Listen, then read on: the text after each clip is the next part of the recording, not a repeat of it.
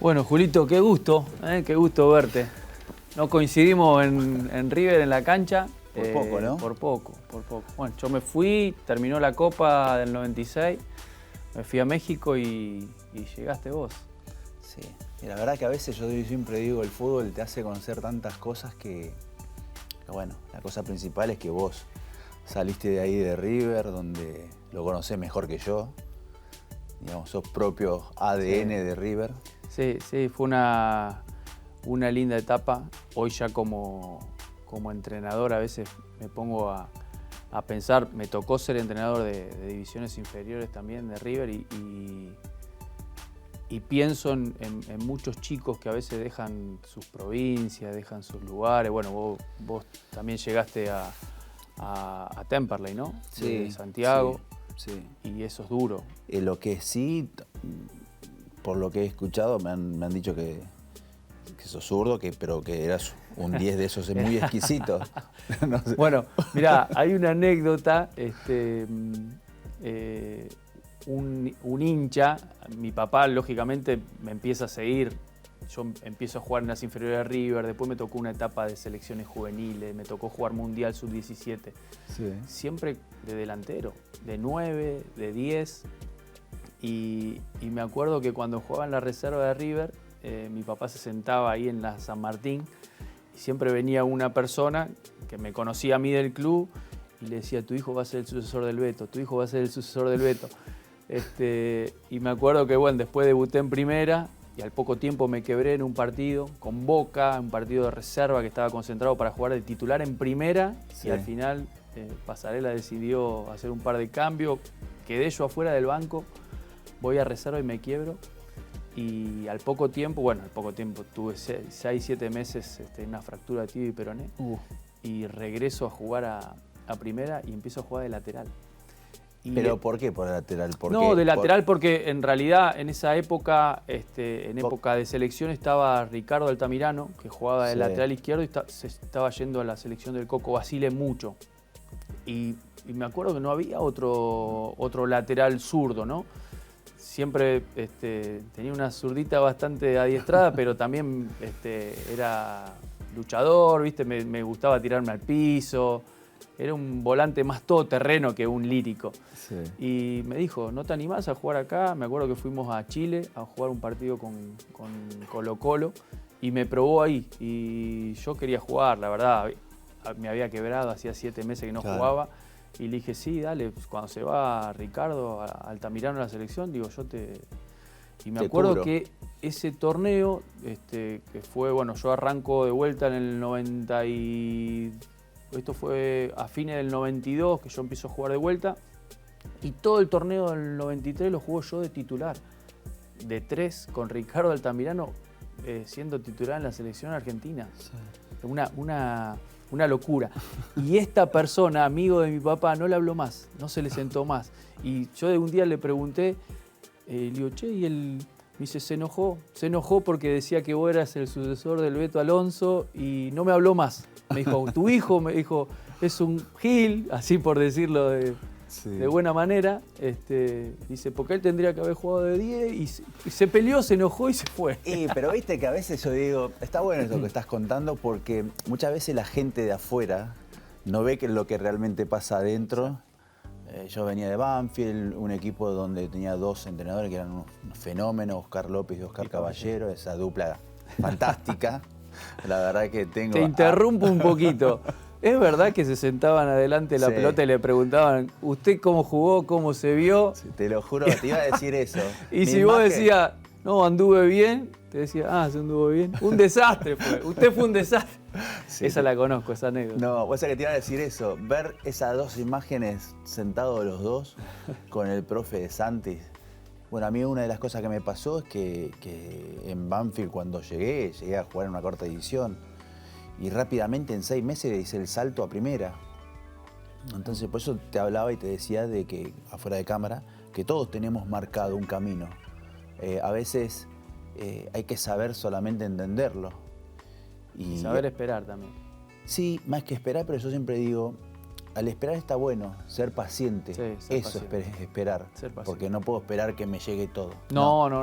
Entonces, ser paciente sería la palabra. Hacer mi parte. Exactamente. Entonces me pasó todo lo contrario en River.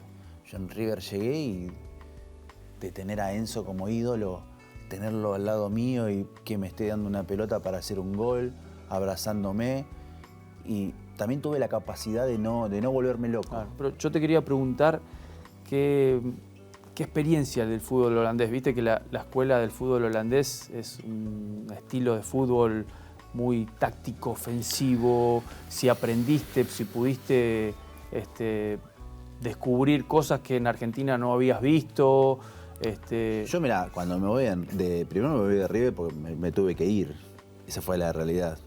Siempre digo, yo voy a la cancha y tengo el afecto de la gente, pero yo estuve 11 meses en River.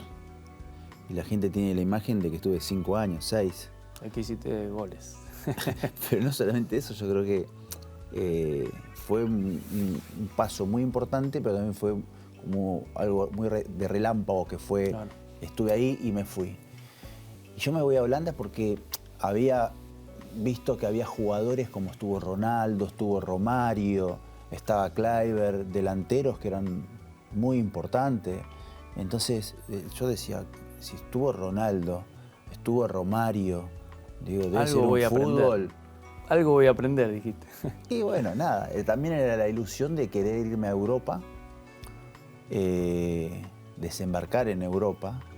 Y bueno, el Feyenoord era uno de los equipos que se había interesado en mí y que peleaba por algo importante, que era tratar de salir campeón en la liga holandesa. Hacía muchos años que no salían campeones. Me daba la posibilidad de jugar Champions League. Y nada. La realidad es que yo tenía la imagen de Holanda, siempre lo cuento esto.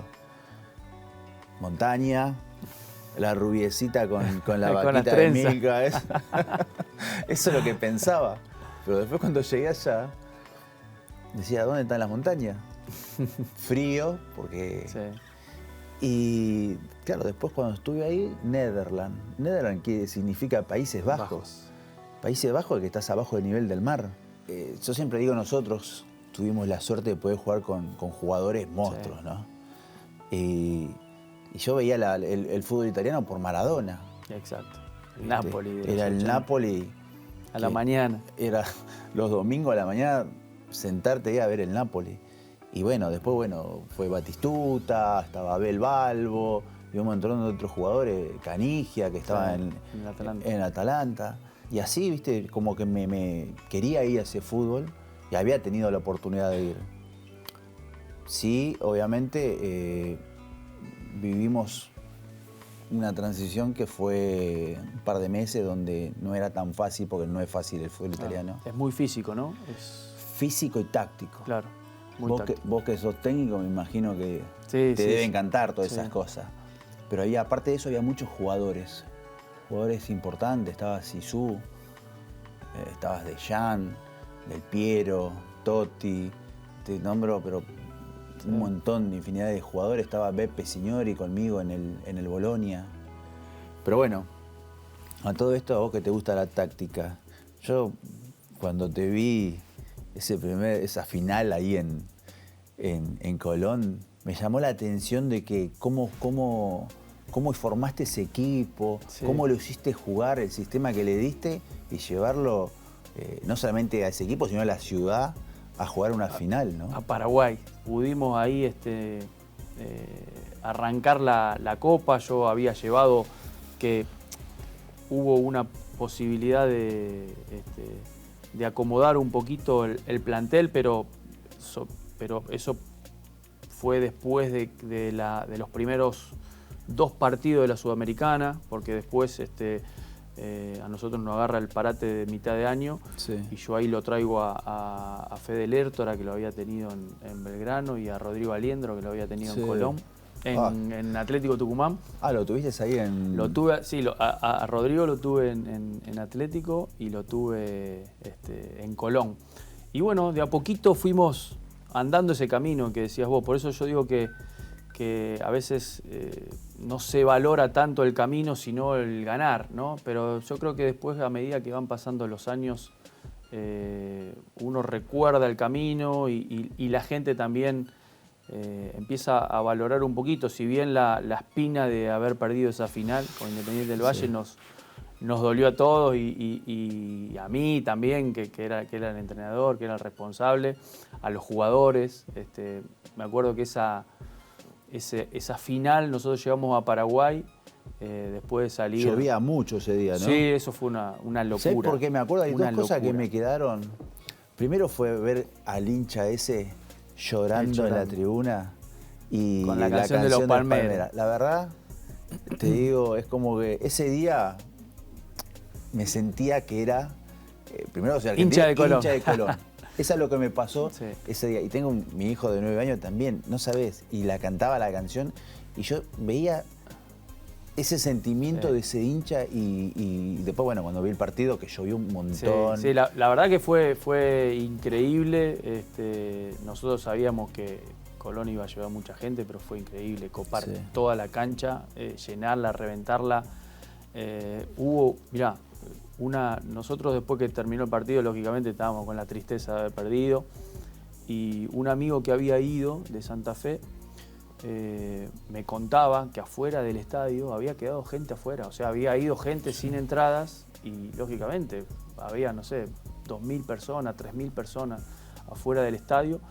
Y él tuvo la posibilidad de entrar y me decía que en un momento, cuando no me acuerdo si el partido nos ponemos nosotros 2-1 terminando el partido, que después nos rematan de contra y nos hacen el tercero, la gente empieza a saltar y él empieza a ver que se empieza a desmembrar un poco de la tribuna.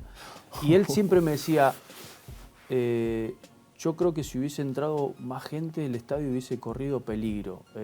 Y uno a veces no se pone a pensar ese tipo de cosas, ¿no? Nosotros antes de jugar esa final tuvimos la semi, que fue complicada, también con Mineiro. Ganamos en Santa Fe 2-1 y perdíamos allá en Brasil 2-0.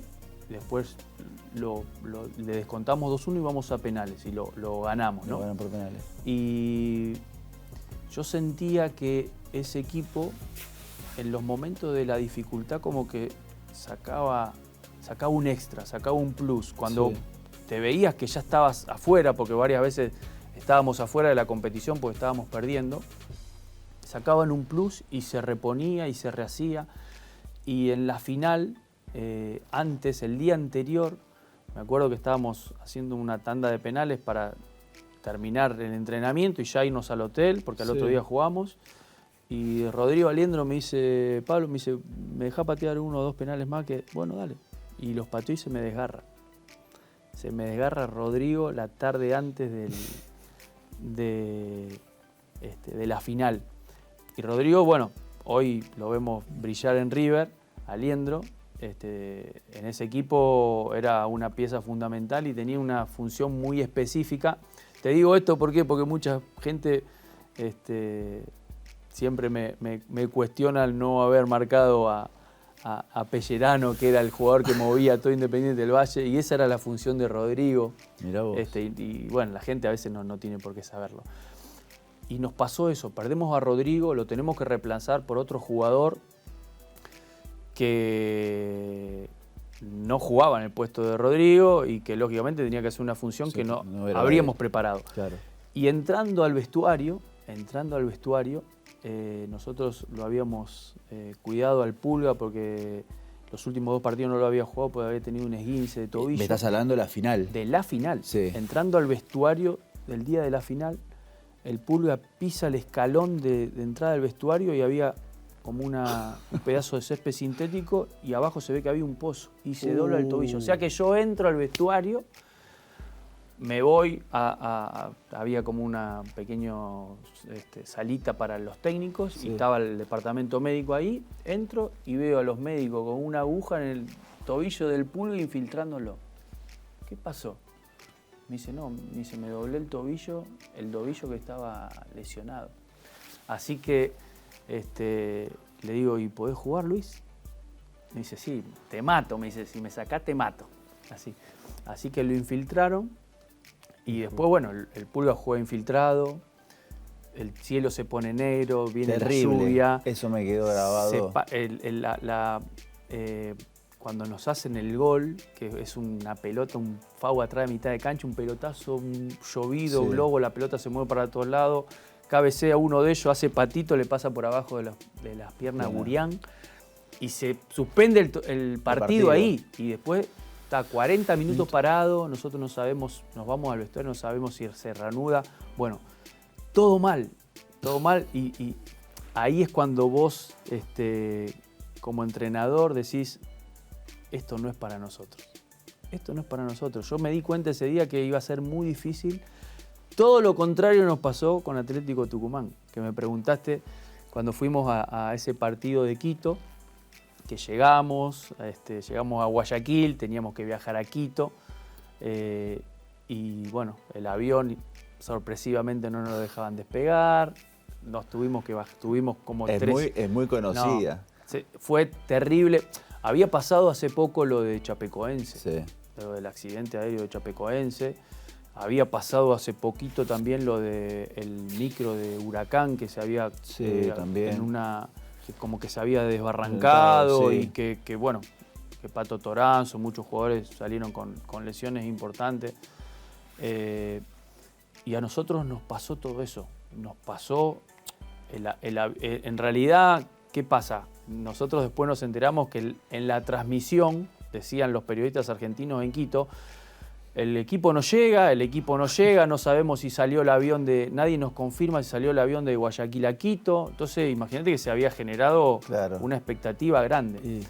Bueno, nosotros peleándonos con las autoridades del aeropuerto de Guayaquil, el presidente de Atlético Tucumán poniendo de su bolsillo las tarjetas de crédito para sacar pasajes. Imagínate que nosotros teníamos un charter que había viajado de Tucumán, que era la primera participación de Atlético Tucumán en la fase previa a la Libertadores, pero nosotros estábamos por entrar a la zona de grupo, no es que estábamos jugando a la Libertadores.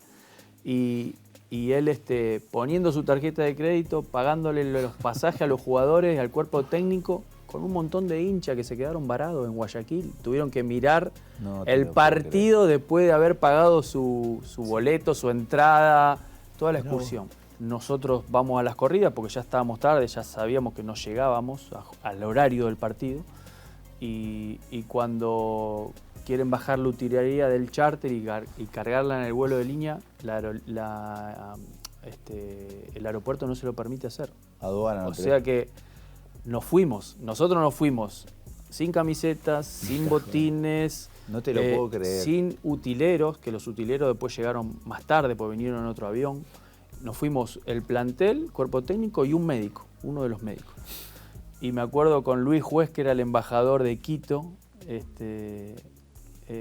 esperándonos en el aeropuerto con un micro, llamando al presidente del Nacional, que era el equipo, para que... pinchándolo, porque le decía, hey, espérennos, que tienen miedo, si es un partido de fútbol. Aparte nosotros habíamos empatado 2-2 en Tucumán, ellos con los 2 goles de visitante clasificaban. Sí. Así que, y me acuerdo que bueno, llegamos nosotros a las corridas, me acuerdo que entramos al vestuario, nos habían dado unas camisetas negras a la gente del Nacional, que nos había prestado. Habíamos nosotros llamado desde el micro a la gente de la selección sub-20, que estaba ahí, a 3 cuadras del estadio, todo acomodado. Es verdad lo que decís, estaba todo ya programado. Estaba todo programado para que salga bien. Sí. Y me acuerdo que llegamos nosotros, atrás llegó la gente de la utilería de la selección como con 5 baúles, estaba la gente del Nacional en nuestro vestuario, estaba la gente de la Conmebol, había, no sé, 50 personas dentro de un vestuario, parecía una feria americana. Empiezan a abrir los baúles, empiezan a sacar camisetas de la selección, tomá esta vos. Y me acuerdo que, bueno, que Fernando Sampedri, que termina haciendo el gol, en el cual ganamos nosotros, hace el gol con la camiseta de Lautaro Martínez, ¿no? Y los jugadores del Nacional leían los nombres de nuestros jugadores atrás y eran otros nombres, entonces se confundían las marcas en los córneres, o sea, estaba todo como acomodado. Y con esto te quiero preguntar, un caso muy especial, vos jugaste un mundial y un partido muy emblemático como el partido con Alemania. A ver, ese mundial fue un poco particular porque yo siempre digo, José construyó ese equipo. Claro. Él lo construyó desde los chicos cuando eran chiquitos, Claro. que los fue formando, y después se encontró que ya tenían una cierta edad y que estaban todos preparados para ese mundial. Después rescató un pibito de ahí, un tal Lío, algo que lo llevó, ¿no? un zurdito. Un que andaba, zurdito ahí que la movía un poquito. Sí, vos sabés que ese mundial eran todos chicos y habíamos 4 o 5 que éramos digamos, los más grandes. El Ratón Ayala, estaba el Griego Heinze, estaba el Pato, estaba yo. Éramos 4 o 5 los más grandes. Se sentía, se respiraba, ¿viste? Esa área ese aire de triunfo, sí, de jugar bien, de que estaba todo bien. A mí en esa época, o en ese mundial me tocó estar en el banco, ¿no? Pero sí compartí un montón. Jugaba Hernán Crespo. Sí, estaba jugando Hernán y sí, volviendo a ese partido contra Alemania, la verdad que lo teníamos... Después te toca entrar a vos ese partido. Sí, me toca entrar, pero la pregunta que se hace siempre, o los periodistas le hicieron en ese momento, era ¿por qué entró Cruz y no Messi, no? Muchas veces me hacían esa pregunta y un poco, a ver... No era el Messi de ahora tampoco. No, pero Lionel, te das cuenta. Yo siempre dije, este chico es diferente. Es diferente. Un día lo hablaba con Gaby Milito. Y Gaby, defensor.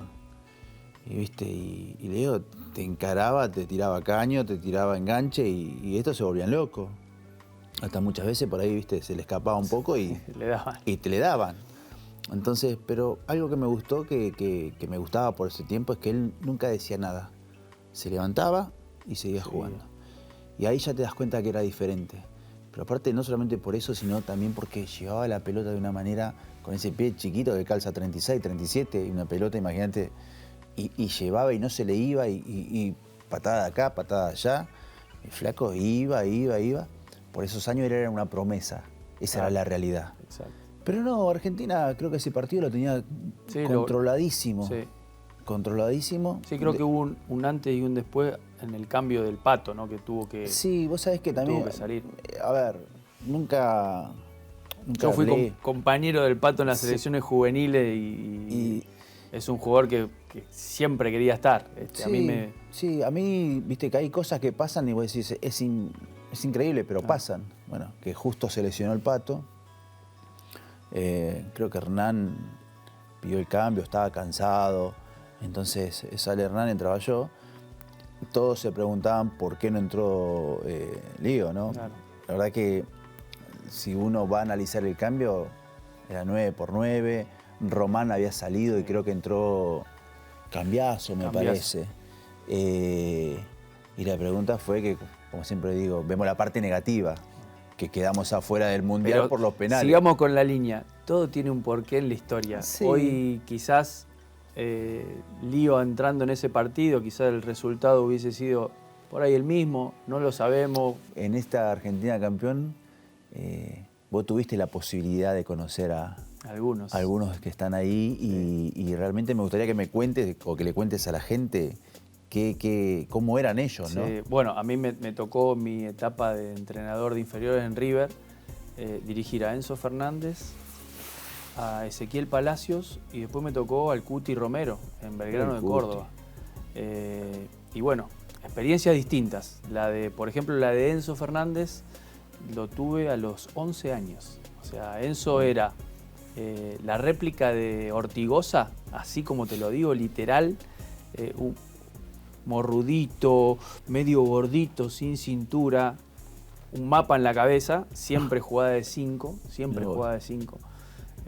me tocó tenerlo un año y uno se daba... Yo hace poco, en el 2021, antes del Mundial, él había vuelto de defensa a River y un día en el predio de River fui a ver un partido y bueno, lo vi, estaba la primera ahí entrenando con Marcelo, con Gallardo y vino Enzo, bueno, me saludó, estuvimos hablando y le dije, no puedo creer lo flaco y lo alto que está, o sea, es un chico que yo sí tenía alguna duda de que podía llegar a jugar en primera división, era del físico. Porque el Cuti. Sí, bueno, y lo del Cuti ya me tocó en otro momento. Yo Sí. llegué a Belgrano, él estaba en el plantel de primera, lógicamente, y ya había debutado en primera. Y me acuerdo que yo lo conocía porque Ezequiel Palacios y el Cuti son de la misma categoría, 98. Yo esa categoría en inferiores la dirigí 3 años. Y ellos eran parte de la sub-15, de la sub-17, No. siempre, Pala con el Cuti. Y yo me acuerdo que cuando venía Palacio de la selección, yo le preguntaba qué tal la selección, che, qué pibe juega bien, y me decía, tenemos un 2 que es un crack, el Cuti. Entonces cuando yo llego a Belgrano, no jugaba el Cuti, era un pibe, tenía 19 años. Me acuerdo que yo le pregunté al presidente, le digo, ¿qué pasa con Romero? Dice, mira, Romero entró, hizo un par de partidos, jugó, lo expulsaron, un día hizo un penal y perdimos, después otra tuvo la mala suerte de hacer un gol en contra y la gente lo tiene cruzado. Dije, mira que yo lo voy a poner, de a poquito. Y bueno, lo puse un par de partidos al Cuti, pero ya estaba vendido. Creo que se fue no sé si fue al Bolonia o al Atalanta. No sé Atalanta. Cuando bueno, ni bien se fue de Belgrano. Belgrano. Al Atalanta. Bueno, Sí. pero yo después, un gran acierto de Scaloni, lógicamente, de seguirlo, de tenerlo en el radar. Pero bueno, no coincidimos en River, pero hoy la verdad que ha sido un gusto charlar Sí. y reunirme con vos, charlar un poco de fútbol, contarle un poco también a la gente cómo somos. Cómo somos y cómo es nuestra vida. A veces la gente conoce tan poco del futbolista, lo ve 90 minutos en un estadio y todos los pormenores, la cocina, a veces está bueno. Así que, Julito, ha sido un placer. El placer fue mío, bueno, la verdad que bueno. Ojalá que nos vamos a encontrar en algún momento. Tomar otro café. Acá no tomamos el cafecito, pero lo dejamos pendiente para la próxima. Dale, Así que Pablito. un abrazo. Pablito, gracias.